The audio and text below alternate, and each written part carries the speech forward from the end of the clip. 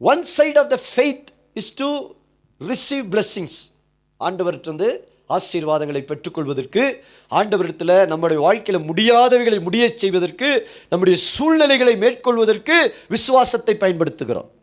ஆனால் அதே நேரத்தில் இன்னொரு விசுவாசத்தினுடைய இன்னொரு பக்கம் என்னன்னா, விசுவாசமாய் பரிசுத்தமாய் வாழ்வதற்கு, தேவனுக்கு கீழ்ப்படிந்து நடப்பதற்கு எதிர்ப்புகள் வரும் பொழுது, போராட்டங்கள் வரும் பொழுது, சத்தியத்தின் நிமித்தம் ஜனங்கள் நம்மை உபத்திரப்படுத்தும் பொழுது, வேதனைப்படுத்தும் பொழுது, நமக்கு இந்த விசுவாசத்தை பயன்படுத்தி நம்ம என்ன செய்யணும்?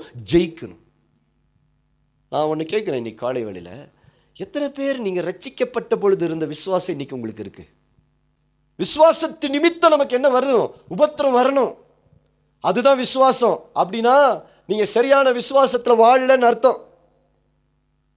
உங்க விசுவாசம் என்ன இல்லை? தேவனுக்கு ஏற்ற விசுவாசம் இல்லை, அது காம்ப்ரமைஸ்